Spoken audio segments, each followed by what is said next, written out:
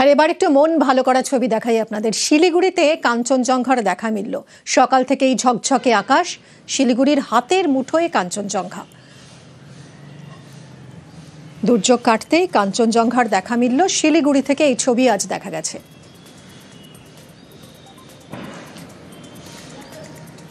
অপূর্ব এই দৃশ্য শিলিগুড়ি, পাশাপাশি জলপাইগুড়িতেও কাঞ্চনজঙ্ঘা দর্শন।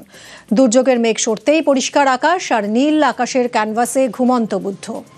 শান্তনুর সঙ্গে কথা বলবো। শান্তনু, পর্যটকরা কি বলছেন এত অপূর্ব দৃশ্য?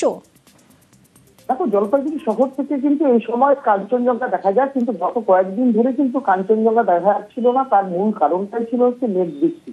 এই বৃষ্টি এবং দুর্যোগপূর্ণ আবহাওয়ার কারণেই কিন্তু মানুষজন অনেকদিন থেকে কাঞ্চনজঙ্ঘা দর্শন থেকে বঞ্চিত ছিলেন।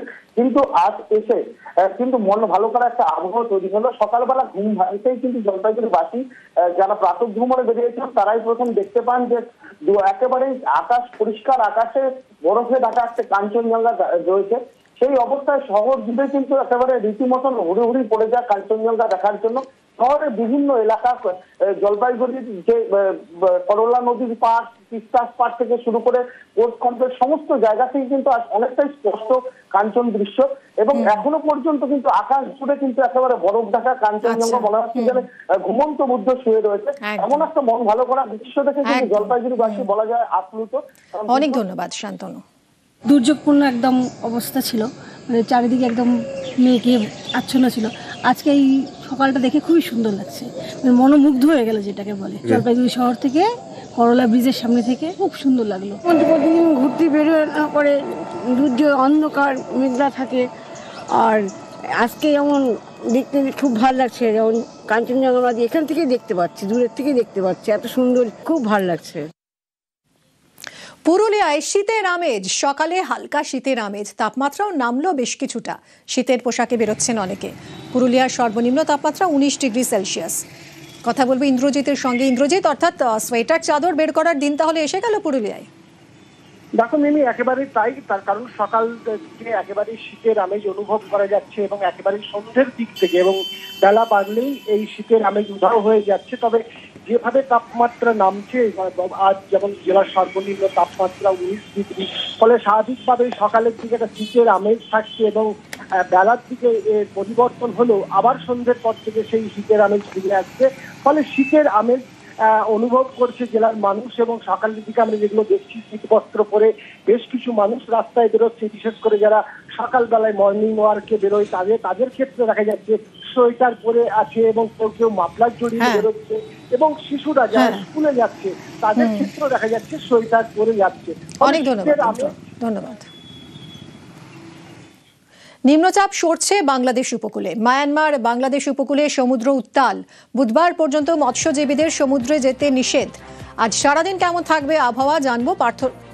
বিশ্বজিৎ রয়েছে সঙ্গে। বিশ্বজিৎ, একদমই একটি নিম্নচাপ তৈরি হয়েছে এবং এই নিম্নচাপ আমাদের বাংলা উপকূল থেকে অনেকটা দূরে রয়েছে এবং এটি ক্রমশ বাংলাদেশ উপকূলের দিকে আসছে। এই মুহূর্তে মায়ানমার উপকূলে পূর্ব মধ্য বঙ্গোপসাগরে যে অবস্থান, তবে এর সরাসরি কোনো প্রভাব নেই। তবে এই সপ্তাহের শেষ দিকে অর্থাৎ শুক্রবার নাগাদ এর প্রভাবে কিছুটা জলীয় বাষ্প ঢুকতে পারে এবং তার প্রভাবে উপকূলের যে জেলাগুলি, মূলত দক্ষিণ 24 পরগনার কিছু অংশে হালকা বৃষ্টির খুব সামান্য সম্ভাবনা রয়েছে। তবে যে আবহাওয়ার একটা পরিবর্তন হয়েছে, শুষ্ক আবহাওয়া এবং তার সঙ্গে সকালে একটা হালকা মনোরম পরিবেশ তৈরি হচ্ছে, সেই আবহাওয়ার কিছুটা হয়তো পরিবর্তন হতে পারে।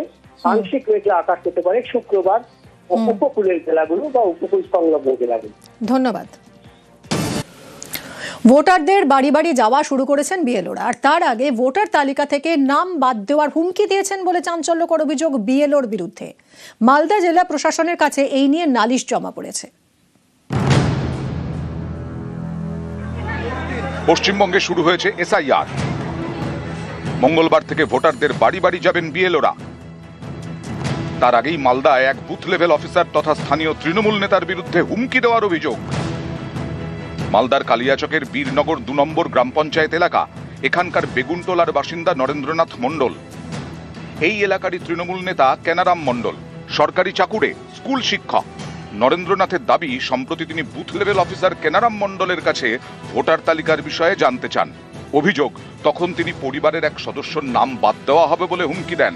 এরপরেই প্রশাসনের বিভিন্ন দপ্তরে ওই বিএলও তথা তৃণমূল নেতার বিরুদ্ধে লিখিত অভিযোগ জানান নরেন্দ্রনাথ মণ্ডল।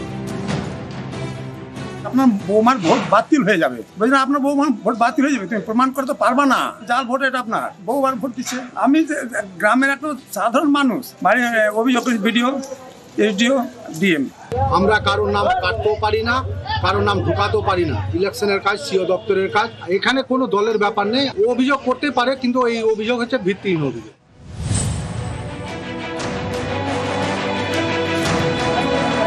পশ্চিম বর্ধমানের আসানসোল, এখানকার 3টি প্রাইমারি স্কুলে মোট 6 জন শিক্ষক, সকলেরই এসআইআর এর কাজ পড়েছে। এতেই তারা চিন্তায়। তাদের প্রশ্ন, স্কুলে ক্লাস নেবেন কিভাবে? আর যদি ক্লাস নিতে হয় তাহলে এসআইআর এর কাজ করবেন কিভাবে? স্কুল করার পরে তো আর ভোটারদের বাড়ি বাড়ি যাওয়া সম্ভব নয়।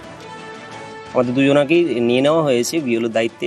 আমাদেরকে স্কুল করার পরে সেই কাজটা করতে হবে। এবার স্কুল আবার আমাদের 10:30 থেকে 4টা, 5টার পরে আমাদেরকে এসআইআর এর কাজ করতে হবে। এই অবস্থাতে আমার মনে হয় খুব অসুবিধা হবে কাজ করতে।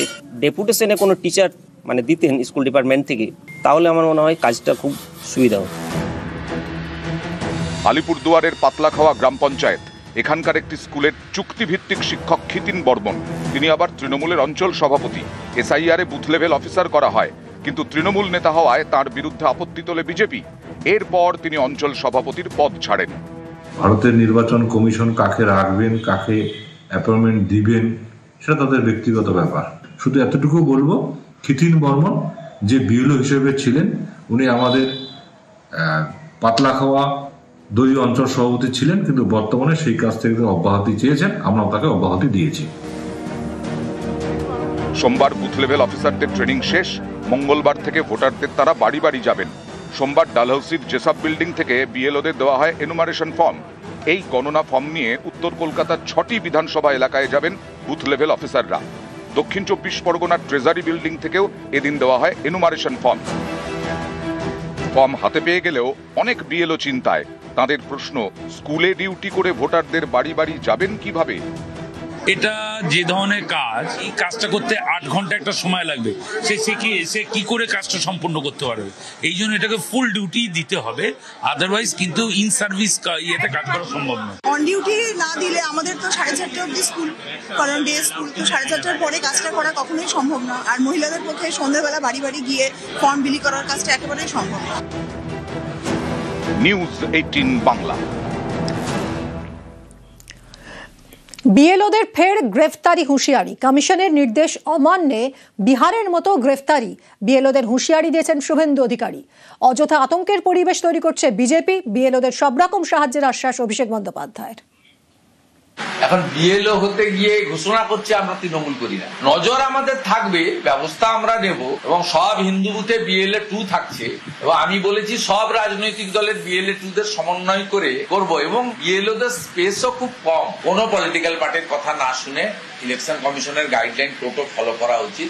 একদম ইলেকশন কমিশনের লিখিত গাইডলাইন, তার বাইরে বিএলওরা দয়া করে যাবেন না। বিহারে বহু বিএলও বিপদে পড়েছে, এফআইআর হয়েছে, অ্যারেস্ট হয়েছে। যদি সুরক্ষা না পান, আক্রান্ত হন, ইলেকশন কমিশনেরও দ্বারস্থ হন, আপনারা আমাকে জানাতে পারেন। বিএলওদের কি কাজ করা উচিত বিএলওরা নিজেরা সবাই ভালো করে জানে, কিন্তু বিজেপি যে আতঙ্কের পরিবেশ তৈরি করছে, বিশেষ করে বিজেপির কিছু নেতা, তারা হুমকি দিচ্ছে যে বিএলওদের অ্যারেস্ট করা হবে। আমরা তার এগেইনস্টে কমপ্লেনও করেছি। ইলেকশন কমিশন যদিও কোনো ব্যবস্থা নেয়নি, ইলেকশন কমিশনে তো গেরুয়াকরণ হয়ে গেছে। যদি কারোর কোনো সাহায্য সহযোগিতার প্রয়োজন হয়, আমি প্রত্যেকটা বিএলওর কাছে অ্যাপিল করব, আমাদের সব জায়গায় ক্যাম্প থাকবে। আপনাদের সাহায্য সহযোগিতা হলে প্রশাসনের সাথে যোগাযোগ করবেন। নির্বাচন কমিশনকে যেমন আপনারা জানাবেন, আপনারা প্রশাসনকেও জানাবেন, প্রশাসন আপনাদের পাশে দাঁড়াবে। শুভেন্দু অধিকারী সুকান্ত মজুমদারকে হুঁশিয়ারি তৃণমূল সাংসদ কল্যাণ বন্দ্যোপাধ্যায়ের। ডানকুনি এলে ফিরতে পারবেন না বলে হুঁশিয়ারি। শুভেন্দু সুকান্তকে ডানকুনি আসার চ্যালেঞ্জ জানিয়েছেন কল্যাণ। কেন্দ্রীয় বাহিনীকে ছাড়াই আসার চ্যালেঞ্জ। ডানকুনিতে এসআইআর আতঙ্কে হৃদরোগে মৃত্যুর অভিযোগ, মৃতের বাড়িতে গিয়ে বিজেপিকে এই চ্যালেঞ্জ কল্যাণ বন্দ্যোপাধ্যায়ের। ডানকুনিতে আসতে নোটিশ দিয়ে কবে আসবে? পুলিশ ছাড়া তুইও থাকবি, পুলিশ ছাড়া আমরাও থাকবো। বাড়ি ফিরবি কিনা দেখে নাও। ভারতবর্ষে কখনো কোনো চিফ ইলেকশন কমিশনের সময় হয়নি। এই চিফ ইলেকশন কমিশনের সময় 8 জন লোক পশ্চিমবাংলায় মারা গেল। উনি ঐতিহাসিক কাজ করে দেখিয়ে দিচ্ছেন, গণতন্ত্র শেষ করে দিলেন। কার ইনস্টেন্সে করেছেন? ভারতীয় জনতা পার্টি। এদের প্রভোকেশনের জন্য পশ্চিমবাংলা অনেকগুলো মানুষ মারা গেছে। এই প্রভোকেশন হচ্ছে ক্রিমিনাল অ্যাক্ট। হাইকোর্ট এবং সুপ্রিম কোর্টের কাছে অনুরোধ থাকবে যে আপনারা সুমোটো আপনারা এর পদক্ষেপ নিন। আমরা যোগাযোগ করেছি বিজেপি নেতা দেবজিৎ সরকারের সঙ্গে। দেবজিৎ, আপনি শুনলেন কল্যাণ বন্দ্যোপাধ্যায়ের চ্যালেঞ্জ, কি বলবেন? গ্যাংস্টারের মতন ভাষা এবং শরীরী ভাষায় কল্যাণবাবু যা বললেন তার মধ্যে একটা কথাই সত্যি, প্রভোকেশন ক্রিমিনাল অফেন্স। উনি যে প্রভোকেশন তৈরি করলেন তার জন্য কেন্দ্রীয় নির্বাচন কমিশন এবং আমাদের দেশের আইন ব্যবস্থা নেওয়া উচিত। পুরোপুরি পাড়ার ছেলে গুন্ডার মতন ভাষায় উনি কথা বলছেন। একজন আইনসভার নির্বাচিত জনপ্রতিনিধি, এমপি, একাধিকবার উনি জিতেছেন, মানুষ ওনাকে ভোট দিয়েছেন বলে উনি দাবি করেন। পুরো শ্রীরামপুরবাসীকে উনি অপমানিত করছেন।